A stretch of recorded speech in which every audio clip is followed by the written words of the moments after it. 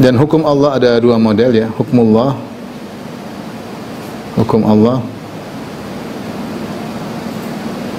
Nah, bisa kita klasifikasikan menjadi dua.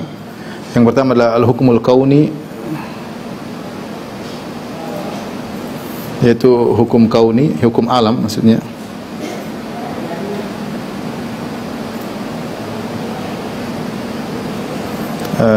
Yaitu hukum yang terkait dengan kejadian-kejadian alam.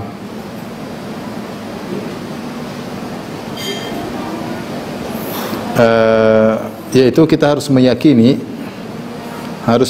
bahwasanya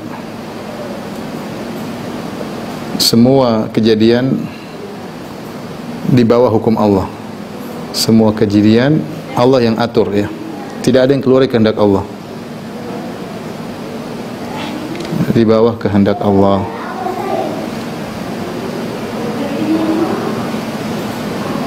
Karena Allah Al-Mudabbir ya, tidak ada yang mengatur alam semesta kecuali Allah Subhanahu wa taala.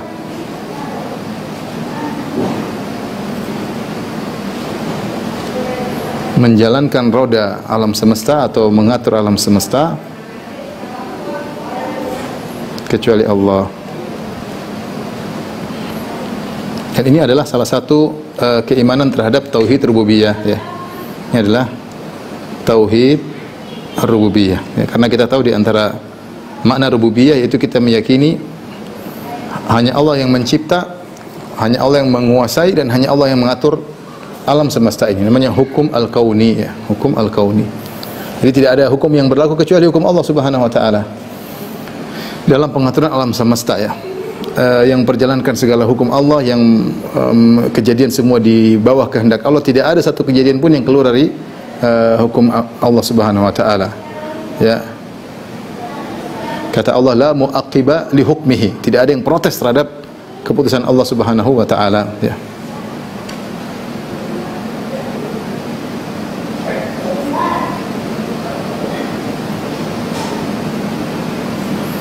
Taib, yang kedua adalah al-hukmu syar'i. Hukum syar'i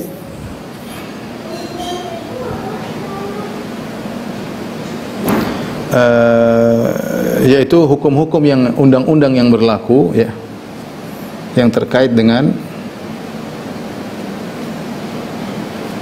undang-undang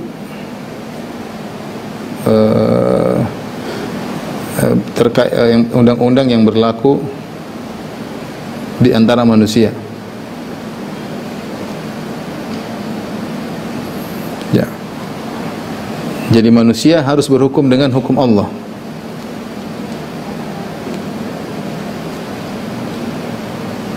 Dengan hukum-hukum undang-undang Allah. Karena dialah Allah Subhanahu wa taala yang mencipta alam semesta, yang mengetahui segala secara kompleks. Tidak ada satupun kecuali Allah yang lebih tahu. Wa ma tasqutu min waraqatin illa ya'lamuha. Tidak ada satu daun pun yang jatuh kecuali Allah tahu. Allah mengatakan ala ya'lamu man khalaq. Bukankah yang menciptakan tahu tentang apa yang diciptakan? Allah yang menciptakan bumi, menciptakan manusia. Allah tahu apa yang terbaik bagi hamba-hambanya. Allah turunkan undang-undang. Ya, kalau kita versi Islam yaitu dengan Al-Qur'an dan Sunnah. Ya, maka wajib bagi kita untuk menjalankan hukum-hukum Allah terkait dengan keluarga, terkait dengan masalah ibadah, terkait dengan hukum kenegaraan. Semuanya harus mengikuti undang-undang yang diturunkan oleh Allah Subhanahu wa taala, karena dialah Tuhan yang menciptakan kita, yang lebih tahu tentang apa yang terbaik bagi kita ya. Nah, di sini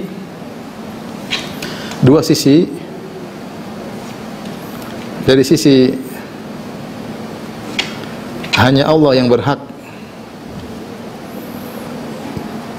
membuat undang-undang,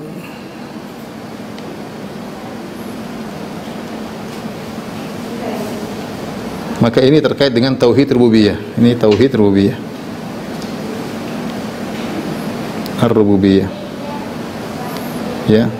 Tidak ada yang bikin undang-undang. Yang bikin undang hanya Allah Subhanahu wa taala. Karena tidak ada satu makhluk yang bisa menyamai hukum Allah Subhanahu wa taala. Makhluk keterbatasan. Dia hanya tahu sebagian sisi, dia tidak mengetahui secara makro, hanya mikro doang. Adapun Allah mengetahui segala sesuatu dengan perubahan zaman, dengan berbagai macam tempat, karena Allah yang menciptakan semuanya. Maka Allah turunkan hukum yang cocok untuk setiap waktu dan setiap zaman dan setiap tempat sampai hari kiamat, ya. Yang bisa bikin begitu cuma Tuhan, cuma Allah. Manusia terbatas, dia nggak tahu. Makanya kita sekarang banyak undang-undang yang dibuat akhirnya di demo, di ini dipeributkan, dirubah lagi, begini macam-macam, ternyata mudarat. Dan demikianlah, ya. Demikianlah kalau dibuat oleh makhluk yang penuh dengan kekurangan. Kemudian sisi kedua, dari sisi hanya Allah yang berhak buat undang-undang, itu tauhid rububiyah. Hanya Allah yang berhak menurunkan undang-undang. Dari sisi manusia wajib berhukum dengan hukum Allah, maka ini terkait dengan tauhid al-uluhiyah. Karena ibadah, ya. Al-uluhiyah, al-tauhid al-ibadah, uluhiyah. Artinya kita berhukum dengan hukum Allah adalah ibadah. Ya. Kalau kita berhukum dengan hukum selain Allah, maka kita menyekutukan Allah, ya.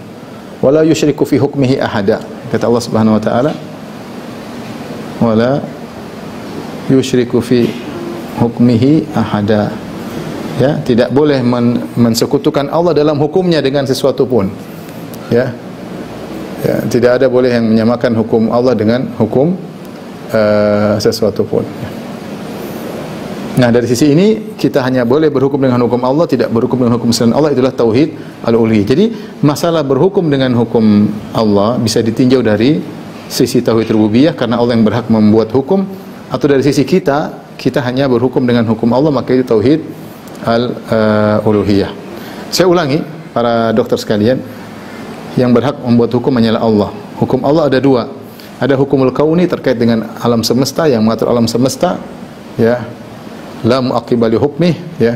Tidak ada yang bisa proses dari hukum Allah Subhanahu wa taala. Memang hukum al-kauni. Alam semesta ini tidak ada yang ikut bersama Allah, ikut serta mengatur alam semesta. Tidak ada. Semua di bawah kehendak Allah Subhanahu wa taala. Dan ini adalah tauhid rububiyah, karena kita meyakini hanya Allah yang mencipta, hanya Allah yang memiliki alam semesta, hanya Allah yang mengatur alam semesta. Tidak ada yang keluar dari keputusan Allah, tidak ada yang keluar dari kehendak Allah. Namanya al-hukmul kauni. Sebagaimana kita yakin bahwasanya semua kejadian alam tunduk dengan kehendak Allah, maka demikian juga al-hukum syar'i. Hukum syar'i itu undang-undang yang berlaku di antara manusia. Itu pun kita harus yakin hanya hukum Allah yang boleh berlaku. Hanya hukum Allah yang boleh berlaku. Kenapa? Saya katakan karena Allah Subhanahu wa taala dia Tuhan, dia yang lebih tahu tentang seluruh makhluknya. Ala ya'lamu man khalaq, dia yang lebih tahu tentang seluruh makhluknya. Tidak ada satu daun pun jatuh kecuali Allah tahu, dan dia tahu perkembangan zaman, apa yang terjadi di masa depan, dan dia memilih hukum yang lebih pas untuk kemaslahatan dan kesejahteraan manusia, karena Allah lebih tahu tentang makhluk yang dia ciptakan. Maka tidak boleh kita samakan hukum Allah dengan hukum manusia yang penuh dengan kekurangan, yang hanya bisa memandang dari sisi mikro, tidak memandang dari sisi makro. Itu pun dia kalaupun bisa memandang dengan sisi makro, dengan mengumpulkan berbagai macam manusia yang melihat dari berbagai macam sisi, itu pun terbatas pada zaman itu. Jadi zaman lain berubah lagi, karena dunia selalu berubah zaman dan waktu, ya, berbeda kondisi. Yang mengetahui secara makro, secara totalitas hanyalah Allah. Oleh karenanya hukum yang Allah turunkan itulah hukum yang berlaku untuk setiap saat dan setiap tempat. Baik, ini terlebih dahulu kita bahas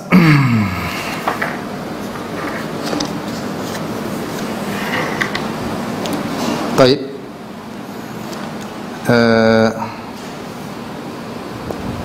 Sudah? Belum?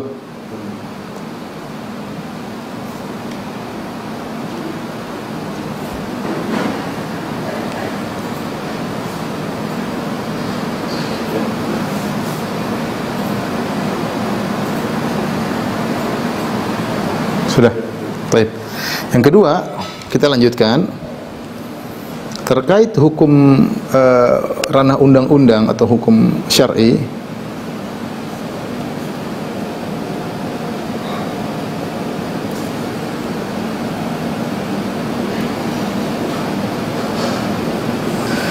Maka ada hukum yang ada syariat dalam Islam, ya. Bisa kita klasifikasikan menjadi dua. Bisa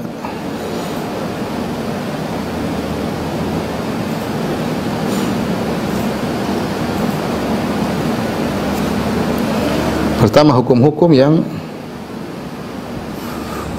yang jelas, yang ada syariat dalam Islam.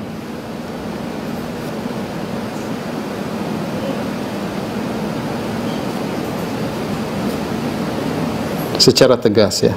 Dan ini banyak. Contoh apa? Contoh misalnya hukum waris. Contoh misalnya hukum hudud.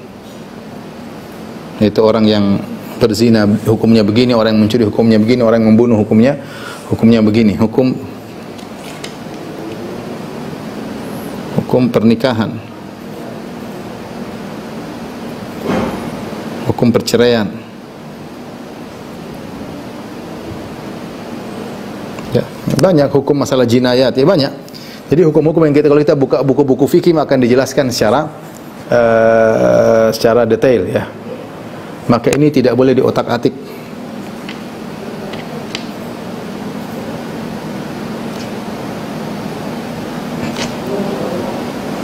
Karena berarti mengotak-atik hukum Allah. Karena berarti mengotak-atik hukum Allah.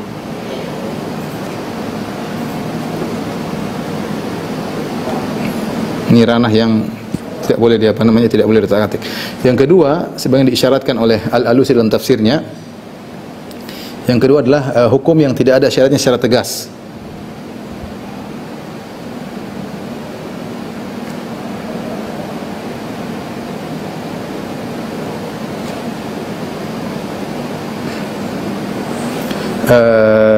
Dan ini masuk dalam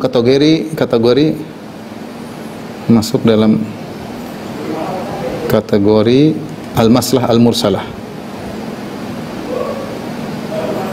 Al-maslah mursalah itu adalah suatu kemaslahatan yang artinya dilepas. Kemaslahatan dilepas artinya kemaslahatan yang tidak ditetapkan oleh syariat dan tidak juga ditolak oleh syariat. Itu namanya maslahah mursalah. Ya, kalau kita artikan secara bahasa, artinya kemaslahatan yang mursalah, maksudnya yang terlepas oleh syariat, itu tidak ditetapkan dan tidak ditolak, tidak dinafikan. Ya, ini contohnya seperti apa ya? Contoh misalnya undang-undang lalu lintas misalnya, ya. Undang-undang lalu lintas, misalnya undang-undang IMB atau bangunan ya, IMB, misalnya pembuatan yayasan. Banyak hal yang seperti kesepakatan di kampung, kesepakatan aturan, misalnya aturan gotong royong, aturan siskambling ya, misalnya kesepakatan di kampung ya. Ya. Ini tidak ada jelas dalam hadis begini, dalam Al-Quran begini, tidak ada. Tapi ini syaratnya harus ditinjau secara syariat, ditinjau benar atau tidak. Maka wajib ditinjau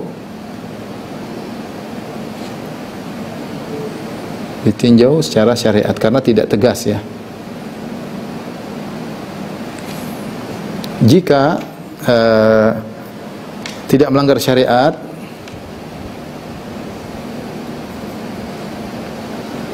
di sini butuh ijtihad. Jika tidak melanggar syariat, maka wajib untuk ditaati. Jika ini hukum negara, maka wajib ditaati.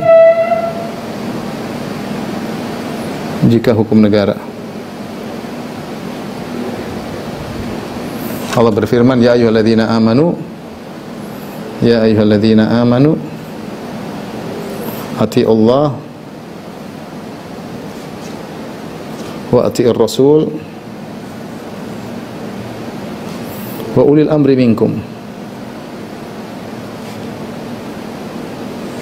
Wahai orang beriman, taatlah kepada Allah, taatlah kepada Rasulullah, dan taat kepada ulil amri, taatlah kepada penguasa di antara kalian. Artinya justru pada hukum-hukum yang tidak datang secara nas dalam Al-Quran maupun Sunnah, yang itu ada maslahatnya dan tidak melanggar syariat. Ya, contoh seperti kita di sini misalnya, hukum seorang nikah mestinya harus ada buku nikah misalnya. Ini demi kemaslahatan. Misalnya harus ada surat izin naik kendaraan, ya. Ada kemaslahatan. Kalau enggak, semua orang bebas dan itu berbahaya. Ada aturan lalu lintas. Ini semua enggak ada dalam Al-Quran dan Sunnah, tapi datang dalam Al-Quran secara global. Secara global yaitu bahwasanya kita mewujudkan kemaslahatan. Maka jika ada aturan undang-undang yang kita lihat ada maslahatnya, tidak melanggar syariat, maka wajib untuk kita taati. Justru ketika Allah mengatakan wa ulil amri minkum, taatlah kepada penguasa di antara kalian, justru pada hukum-hukum yang tidak ada Al-Quran dan Sunnah secara tegas. Adapun kalau pemerintah suruh sholat, ya nggak usah pakai pemerintah pun, Allah sudah suruh kita sholat. Pemerintah suruh puasa, nggak perlu pemerintah pun, kita sudah wajib puasa. Justru kita lebih fokuskan untuk taat kepada pemerintah pada hal-hal yang tidak bertentangan dengan Al-Quran dan Sunnah, dan dia ada maslahatnya. Jadi hukum-hukum seperti ini yang disebut maslahat mursalah wajib ditinjau secara syariat. Jika tidak melanggar, maka wajib ditaati. Jika melanggar syariat,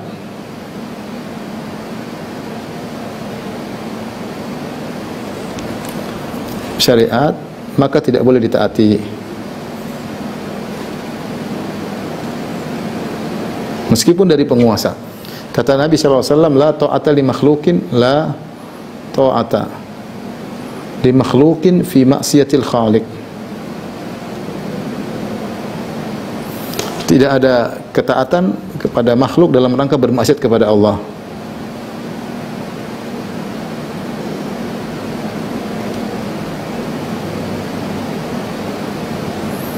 Dalam rangka bermaksiat kepada Allah.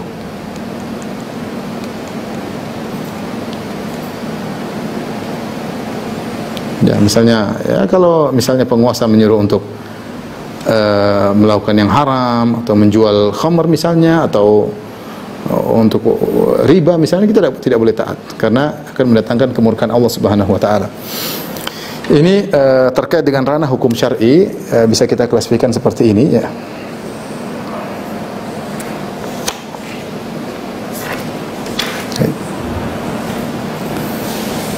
Selanjutnya kita akan bacakan ayat-ayat,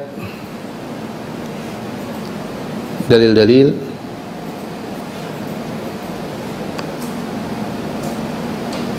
yang mewajibkan berundang-undang, berhukum dengan undang-undang Allah. Ya, bukan undang-undang manusia.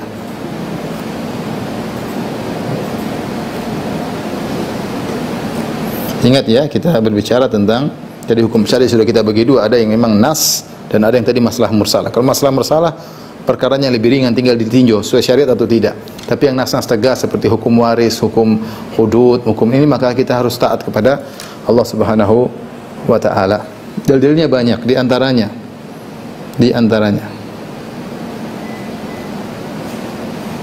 misalnya firman Allah Subhanahu wa taala,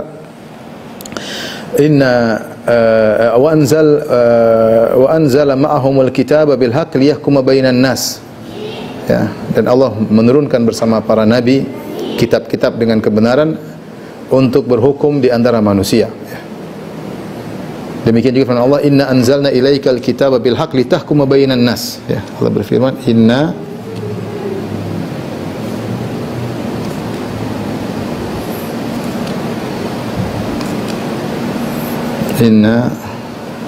anzalna ilaikal kitaba bil haqq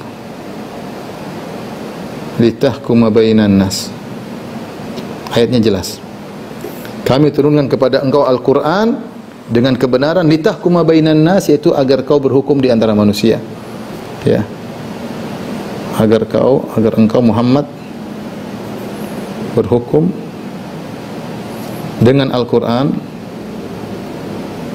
di antara manusia. Jelas ini wajib.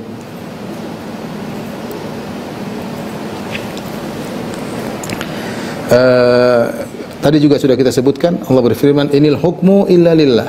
Ya. Ya.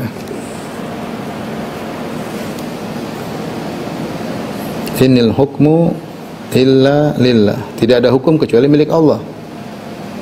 Tidak ada undang-undang kecuali undang-undang Allah.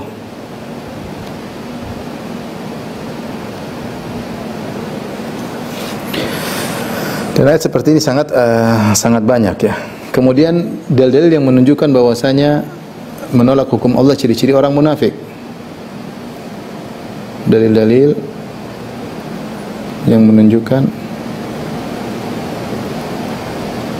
bahwa gerah berhukum dengan hukum Allah itu enggak malas, gerah berhukum dengan hukum Allah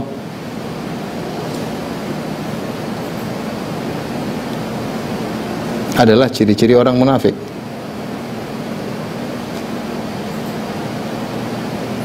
Di antaranya seperti dalam firman Allah Subhanahu wa taala surat An-Nur ayat 47 sampai 51 ya. An-Nur surat 24 ayat 47 sampai 51. Saya bacakan firman-Nya. Wa yaquluna amanna billahi wa bir rasuli wa ata'na thumma yatawalla fariqum minhum ba'di dzalik wa ma ulaika bil mu'minin. Mereka orang munafik ini berkata, kami beriman kepada Allah, beriman kepada Rasul dan kami taat. Ternyata sebagian mereka berpaling setelah itu. Wa ma ulaika bil mu'minin, mereka bukan orang beriman. Wa idza du'u ila Allahi wa rasulihi yahkumu bainahum idza fariqum minhum mu'ridun. Kalau disuruh untuk berhukum kepada Allah dan Rasulnya, ya, idza fariqum minhum, ada sebagian mereka berpaling, enggak mau. Ayo ikut Al-Qur'an Sunnah, enggak mau. Wa iyyakul lahumul haqqu ya'tu ilaihi mudhinin. Tapi kalau kebetulan Al-Qur'an dan Sunnah sesuai dengan keinginan mereka, semangat ya. Seperti hukum waris. Kalau Al-Quran Sunnah laki-laki dua bagian, semangat.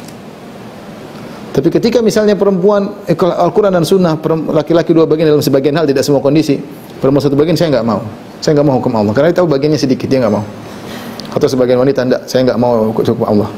Kalau hukum Allah istri cuma dapat seperempat kalau enggak punya anak, kalau punya seperdelapan, enggak mau. Saya mau ambil setengah harta suamiku misalnya. Dia tahu itu bukan hukum Allah tapi dia enggak mau. Ini ciri-ciri orang munafik. Wa iyyakulumul haqqu ya'tu ilaihi muridin afi qulubihim maradun amirtabu. Apakah dalam hati mereka ada penyakit? Amirtabu, atau mereka adalah orang yang ragu? Am yakhafuna ay yahifallahu alaihim wa rasul. Apa mereka khawatir Allah berbuat zalim kepada mereka dengan hukum Allah? Apakah mereka khawatir Rasulullah SAW berbuat zalim kepada mereka dengan hukum Allah?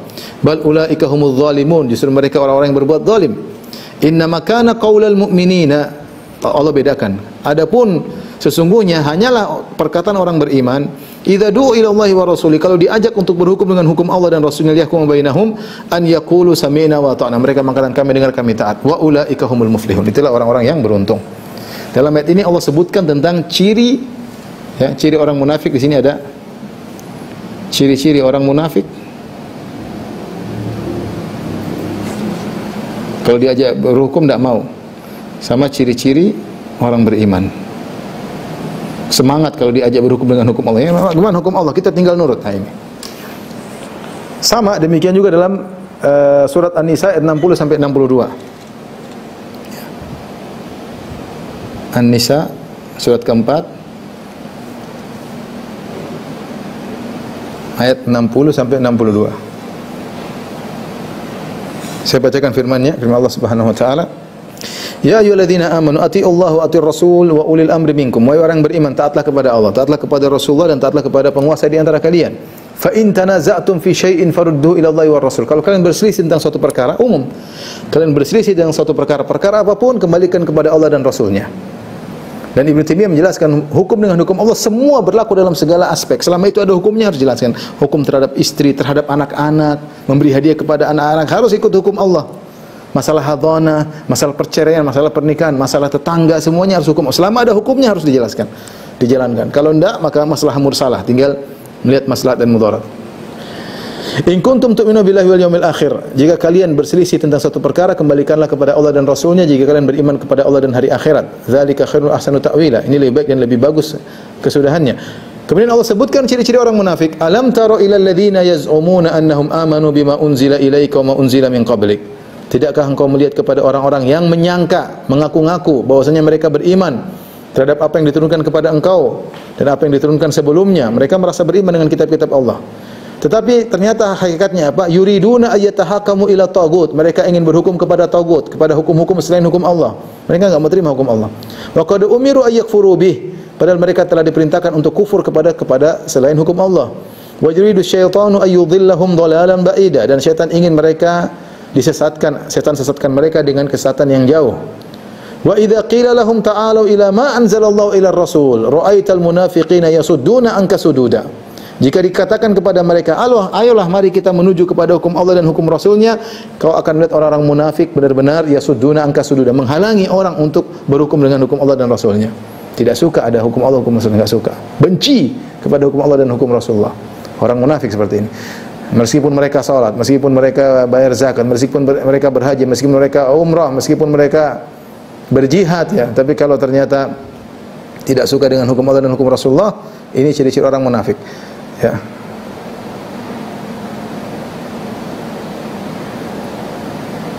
Jadi berhukum dengan hukum Allah, hukumnya adalah wajib ya, bukan hanya sekedar boleh, pilihan, alternatif, bukan alternatif. Hukum dengan hukum Allah adalah perkara yang wajib. Dan sudah kita jelaskan, ini adalah konsekuensi dari tauhid uluhiyah. Berhukum dengan hukum Allah, atau kita tambahkan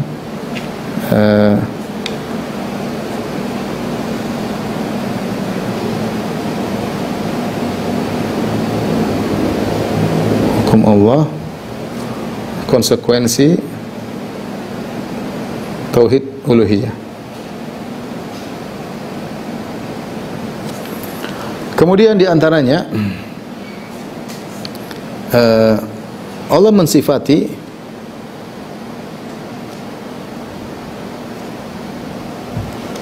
hukum selain hukum Allah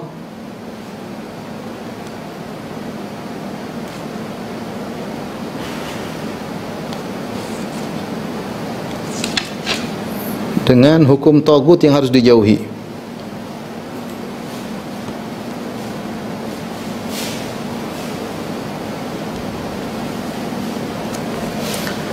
Tadi yuriduna ayatahakamu ila tagut. Orang-orang munafik ketika disuruh berhukum dengan Allah, mereka tidak mau. Mereka mau berhukum dengan tagut, yaitu dengan hukum-hukum selain Allah yang bertentangan dengan syariat. Mereka lebih senang, lebih happy kalau ikut hukum selain hukum Allah. Mereka orang Islam tapi maunya hukum dengan hukum selain hukum Islam. Kemudian di antaranya Allah mensifati dengan orang-orang, mensifati orang-orang yang berhukum dengan hukum Allah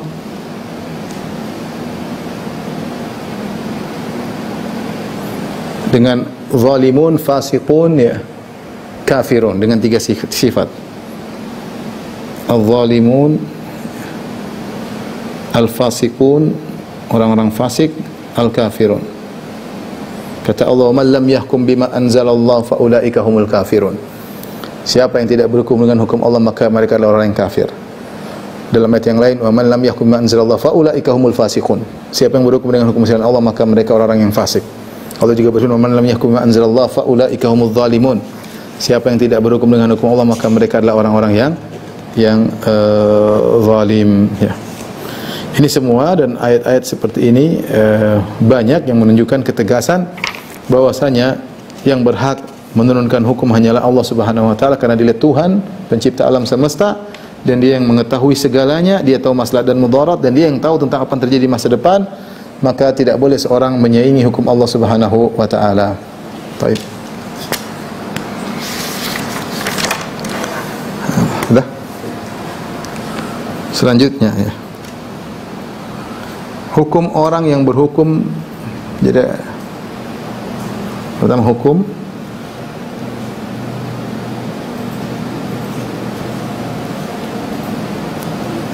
orang yang berhukum dengan selain Allah, dengan selain hukum Allah, dari sisi pembuat undang-undang.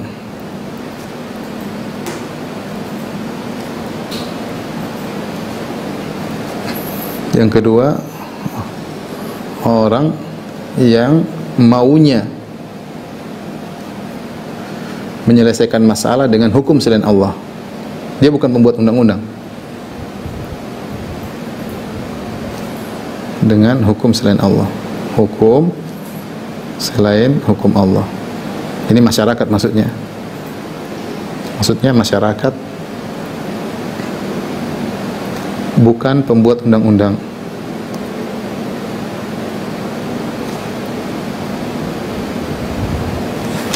Dua hukum yang akan kita bahas pada masalah ini. Karena ada yang kafir, ada yang tidak kafir ya. Yang jelas wajib bagi kita berhukum hukum syariat Allah, wajib bagi kita untuk ingin hukum Allah tegak di bumi Allah ya. Itu semua cita-cita kita dan harapan kita.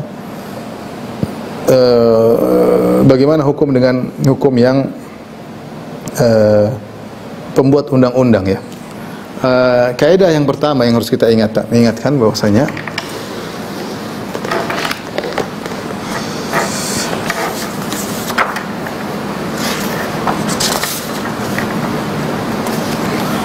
hukum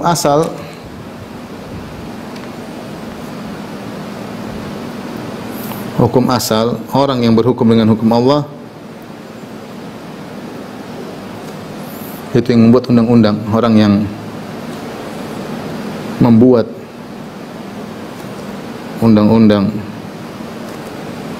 atau gampangnya orang yang berhukum dengan selain hukum Allah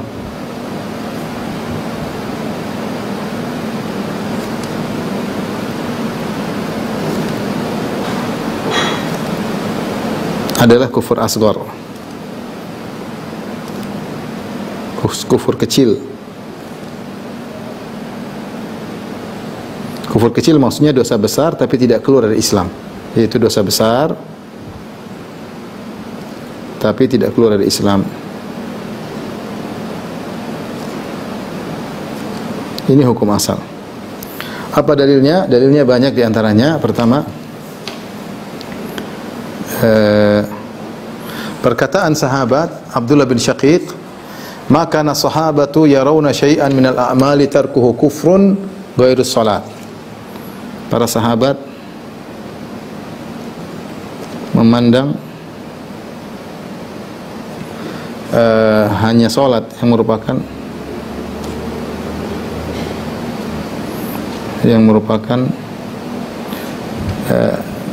yaitu memandang amalan yang ditinggalkan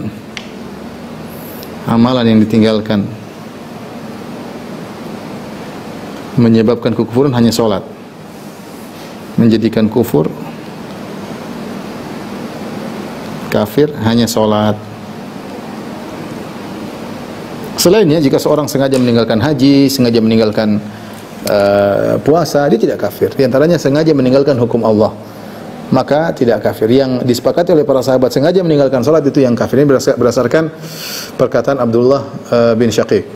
Kemudian yang kedua juga yang menunjukkan bahwasanya hukum asal seorang berhukum dengan hukum selain Allah, satu hukum, dua hukum, tiga hukum, maka ini adalah kufur kecil berdasarkan tafsir Ibnu Abbas dan murid-muridnya.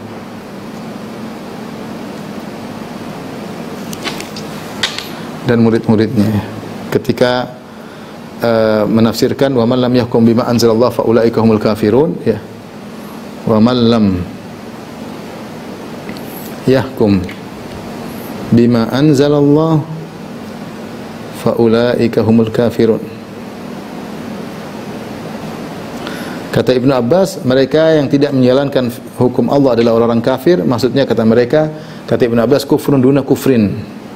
Kufrun duna kufrin ya. Kekufuran kecil. Kufur tapi bukan kufur yang besar. Itu kufur di bawah kufur yang besar.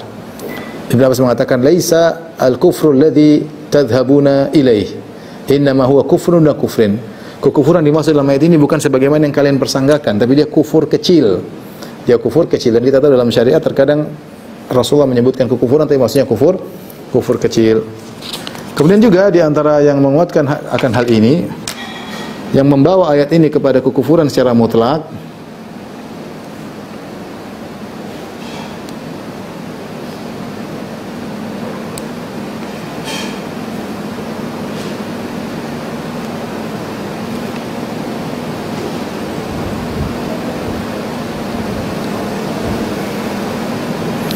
kepada kufur akbar secara mutlak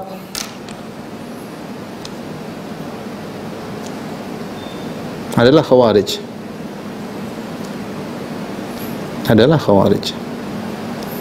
Ya, ketika uh, kubu Ali bin Abi Thalib ya mengirim wakil yaitu Abu Musa al-Asy'ari, dan kubu Muawiyah mengirim wakil Amr bin As radhiyallahu ta'ala anhuma untuk berunding supaya mereka berdamai. Maka Khawarij mengkafirkan kedua al-hakaman, dua orang ini perwakilan dikafirkan, dan mengkafirkan semua orang setuju dengan keputusan dua mereka berdua. Kata mereka ini hukum manusia, la hukma illa lillah, tidak ada hukum kecuali hukum Allah. Mereka kafirkan. Maka Ali bin Abi Thalib berkata, kalimatu haqqin urida biha batil. Perkataan mereka, dalil mereka sebutkan ya, inil hukmu illa lillah, tidak ada hukum kecuali hukum Allah. La hukma illa lillah, tidak ada hukum kecuali hukum Allah. Untuk dalam rangka mengkafirkan para sahabat, kata Ali bin Abi Thalib, kalimatu haqqin urida biha batil. Ini perkataan yang hak karena disebutkan ayat, tapi maksudnya adalah kebatilan. Jadi yang menganggap bahwasanya semua menjalankan hukum Allah langsung kufur akbar, ini mazhabnya Khawarij. Dari sini kita tahu bahwasanya hukum asal, wallahu alam bisawab, hukum asal orang berhukum dengan hukum selain Allah adalah kufur asgar. Tetapi kapan bisa menjadi kufur akbar? Pertanyaan. Namun, perhatikan, namun bisa berubah menjadi kufur akbar.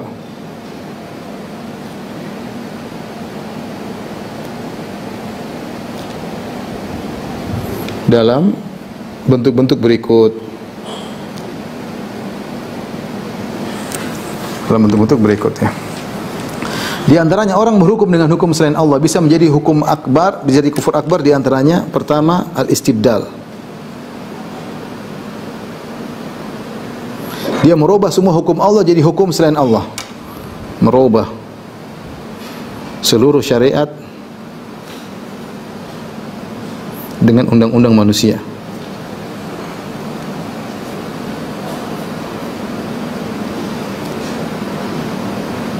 Jadi gambarannya ada suatu negara berhukum dengan hukum Allah, misalnya mungkin di, saya nggak tahu, mungkin di Arab Saudi misalnya, atau di negara lain yang mungkin di Brunei atau di mana, Allah alam. Intinya ada hukum Allah, sudah tahu ini hukum Allah. Dia datang dan dia rubah, kita rubah semua dengan hukum Prancis, kita rubah dengan hukum Belanda. Orang ini kafir, kufur akbar. Kenapa? Karena dia tidaklah dia merubah itu semua, kecuali dia pasti menganggap hukum ini lebih bagus atau hukum ini sama. Kalau tidak, beda kalau dia berubah satu dua, ya. Kalau berubah istibdal secara total, ini kafir kata para ulama, kafir. Ya, menunjukkan dia menentang hukum Allah, dia rubah semua dengan hukum kafir. Ya. Ini yang pertama. Yang kedua, dia meyakini, misalnya meyakini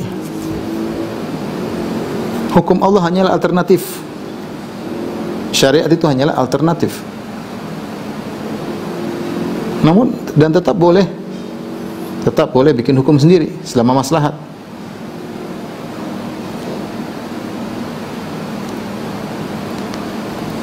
Secara maslahat, boleh sendiri kalau ada maslahat.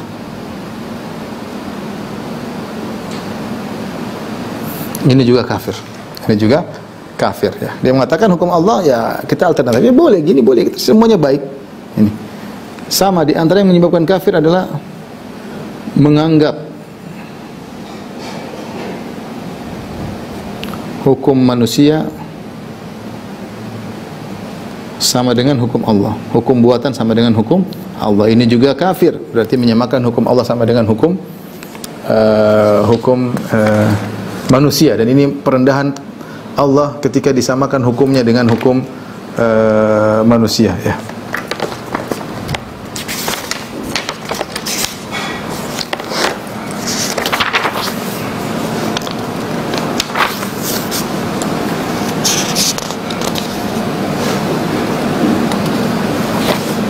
Ya. Tadi dia pertama menganggap boleh bikin hukum selain hukum Allah, alternatif hukum Allah boleh, hukum saya juga boleh bikin juga boleh. Apalagi menganggap lebih parah lagi hukum buatan atau manusia lebih afdal dari hukum Allah. Hukum Allah karena sikon. Ya sekarang sikon yang nggak bisa, lebih bagus hukum manusia, ini juga nggak boleh. Itu berarti menganggap hukum Allah tidak pas berarti protes terhadap Allah Subhanahu wa taala. Ini juga kata para ulama menyebabkan seorang keluar dari Islam.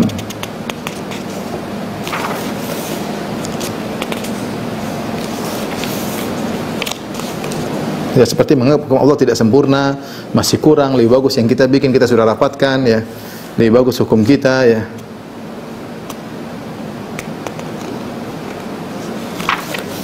Ini kesimpulan ikhwan dan akhwat ya, yang menyebabkan ya bahwasanya seorang tidak berhukum dengan hukum Allah meskipun asalnya kufur asghar, tapi bisa menjadi kufur akbar, bisa menjadi kufur akbar ya. Intinya kapan dia memiliki keyakinan salah satu dari keyakinan ini, maka dia terjerumus dalam kufur akbar. Lain halnya, perhatikan, lain halnya jika tidak demikian. Jika tidak demikian, maka hukumnya kufur asghar. Seperti dia berhukum dengan hukum selain Allah, tapi dia tahu dia salah. Tapi dia tahu dia salah. Dia berhukum dengan hukum selain Allah, tapi dia terpaksa, kalau enggak dia akan ini ya, misalnya ya seperti itu. Ini namanya apa namanya? Dia tidak sampai pada kufur akbar. Namun ada kondisi, sebenarnya mengatakan ijtihad, ketika dia berada di suatu negara dan dia tidak bisa mencetuskan hukum Allah dan dia tahu ini adalah kesalahan, namun dia berusaha mendekatkan hukum buatan dengan hukum Allah. Ya, mudah-mudahan dia dapat pahala. Dia berusaha, kalau enggak lebih kacau. Dia lihat orang semua bikin hukum ngaco-ngaco, dia berusaha, tidak bisa jebol, dia tidak bisa gol kepada hukum Allah, tapi dia membuat hukum yang mendekati. Dia berijtihad, dia mengambil irtikabu akhafidz dhararain, menempuh yang lebih ringan kemudaratannya. Maka seperti ini mudah-mudahan dia mendapatkan pahala. Mudah-mudahan ya. Mudah-mudahan. Wallahu taala alam bisawab. Ini terkait dengan orang yang buat undang-undang. Sekarang terkait dengan masyarakatnya ya. Sama hukumnya mirip ya.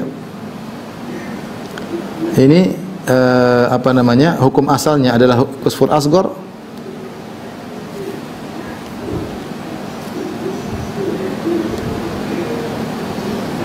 Tapi bisa jadi kufur akbar. Ya. Misalnya dia merasa bahwasanya hukum manusia lebih afdal daripada hukum Allah, dia lebih memilih hukum. Intinya sama seperti yang pembuat undang-undang ya. Tapi jika timbul pertanyaan, Ustaz, bagaimana seorang di suatu negara di situ hukumnya bukan hukum Allah? Apa yang dia lakukan? Kalau dia bisa berhukum Allah, maka berhukum dengan hukum Allah. Tapi kalau tidak bisa, demi menempuh kemudaratan yang ringan, dia terpaksa mengikuti hukum selain hukum Allah. Maka darurat dia lakukan, tapi jika dia mendapatkan yang lebih banyak dari haknya, dia harus kembalikan, jangan diambil. Contoh misalnya taruhlah kejadian dia cerai misalnya, atau suaminya meninggal misalnya. Suaminya meninggal, dia cuma dua pilihan, dia mendapat harta setengah. Jika tidak, dia tidak mendapatkan apa-apa. Padahal dia punya hak misalnya seperempat dari harta warisan. Tapi undang-undang negara tersebut mengatakan kamu dapat setengah atau tidak ambil sama sekali. Maka ketika dalam hal tersebut dia tidak ada undang-undang lain, maka terpaksa dia ambil undang tadi. Namun ketika dikasih setengah, dia ambil seperempat, sisanya dia kembalikan kepada ahli waris yang lain. Tidak boleh diambil. Jangan dibilang karena terpaksa saya ikut undang-undang negara, maka saya ambil setengah. Lah kamu tahu bahwasanya hukum Allah hanya seperempat. Maka seperempatnya kamu harus kembalikan kepada ahli waris yang lain. Ya, seperti itu maksudnya ya. Seperti itu maksudnya ya. Taib. Ikhwan dan akhwat yang dirahmati Allah Subhanahu wa taala, jikapun kita mendapati ada orang yang seperti ini, jika kita mendapati penguasa yang seperti ini, tidak serta-merta dia menjadi kafir tentunya.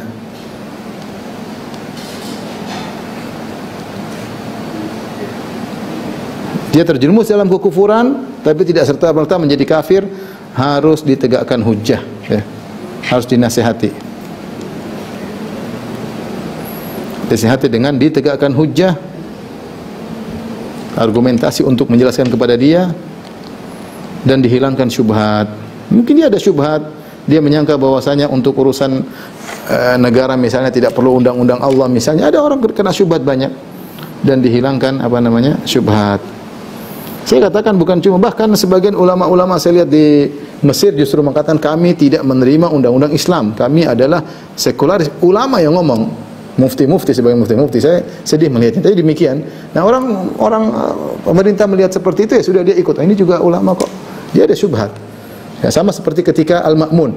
Al-Ma'mun ketika berhukum dengan hukum selain Allah, memaksa orang untuk mengucapkan Al-Quran untuk makhluk. Apakah Imam Ahmad mengkafirkan Al-Ma'mun? Jawabannya tidak. Al-Ma'mun sudah terjerumus dalam kekufuran, tetapi tidak dikafirkan oleh Imam Ahmad. Kenapa? Karena dia terkena syubhat. Dia terkena syubhat. Tapi perbuatan dia memaksa orang mengucapkan Al-Quran untuk makhluk ada perbuatan kekufuran, karena itu hukum selain hukum Allah Subhanahu wa taala. Tapi ini mungkin yang bisa saya sampaikan pada kesempatan kali ini. Jadi saya ulangi, hukum asal berhukum dengan selain hukum Allah adalah kufur kecil berdasarkan dalil yang sudah saya sebutkan, tetapi dia bisa berubah menjadi kufur akbar jika seorang merubah hukum syariat Islam diganti dengan undang-undang baru, undang-undang Prancis, undang Belanda, maka ini keluar dari Islam. Atau dia berhukum, dia mengatakan tidak wajib kok berhukum Islam, ini cuma alternatif, boleh hukum Islam, boleh hukum ini. Ini juga tidak boleh, ini keyakinan yang keliru. Berhukum dengan hukum Allah itu wajib, bukan alternatif. Atau menganggap hukum yang saya bikin sama kok, nggak ada masalah. Apalagi menganggap hukum saya lebih afdal daripada hukum Allah karena kondisi sekarang lebih cocok hukum saya, ini juga sama. Ini semua terjerumus dalam kekufuran. Tapi saya katakan tadi, tidak serta-merta orang berkeyakinan seperti ini kita vonis kafir kecuali setelah kita tegakkan hujjah dan menghilangkan syubhat, sebagaimana Al-Ma'mun yang tidak dikafirkan oleh Imam Ahmad. Demikian para dokter rahmatillah subhanahu wa ta'ala, apa yang bisa saya sampaikan. Jadi kalau kita dalam kehidupan sehari-hari kita berusaha menjalankan hukum Allah, jangan karena undang-undang sesuai dengan hawa nafsu kita, maka kita undang-undang aja lah. Kalau warisan pakai hukum Allah kita nggak dapat kebagian, ini nggak boleh seperti itu ya. Wallahu ta'ala alam bisawab.